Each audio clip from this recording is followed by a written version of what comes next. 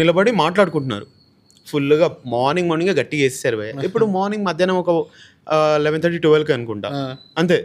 So నేను horn కొడుతుంటే bike ఇట్లా కొంచెం వంపి ఎల్రా బాబు ఇంత ప్లేస్ ఉంది అన్నాడు. దెబ్బకు బండి ఆపి రా ఎడుకో అన్నావు అని అన్నా.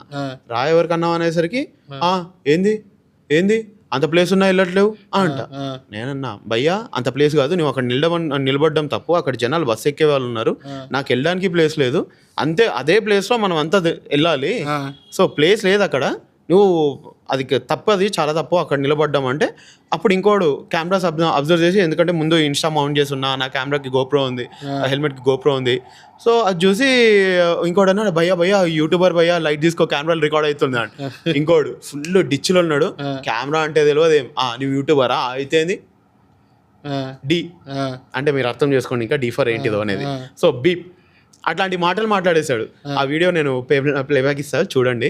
అసలు చాలా అంటే చాలా కోపం వచ్చింది. ఇంకా నేను ఫుల్ హైప్ అయిపోయి ఎవరికంటున్నావు బూతులు ఏం మాట్లాడుతున్నావు, ఎవరికంటున్నావు అనేసరికి మిగతా వాళ్ళు వచ్చేసి సారీ భయ్యా ప్లీజ్ భయ్యా ఫుల్ తాగేస్తున్నాం. ఫస్ట్ ఆఫ్ ఆల్ తాగేసి రోడ్ మీకు రావడం తప్పు, అది మళ్ళీ ఇంకా బండి వేసుకొని రావడం ఇంకా తప్పు, మళ్ళీ బండి వేసుకొచ్చి మళ్ళీ జనాల్ని ఇరిటేట్ చేయడం అది ఇంకా పెద్ద తప్పు. ఇది మాత్రం అది ఆ రోజు అయితే నాకు ఇంకా మైండ్లోంచి పోవట్లేదు.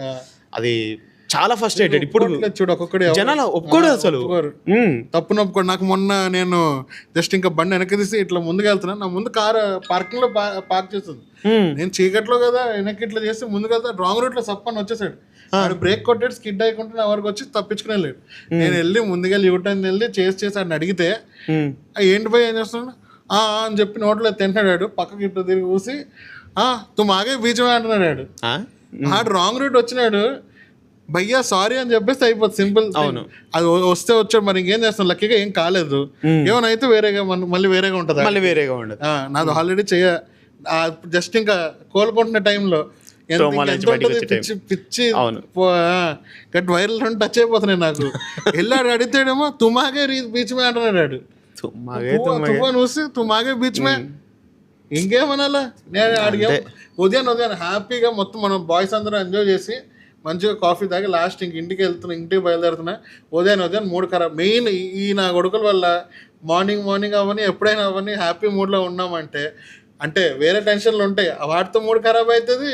ఈ చెత్తనా కొడుకుల వల్ల వీళ్ళ వల్ల మళ్ళీ మన కొడుకు అది ఇంకా చాలా హారబుల్ అది.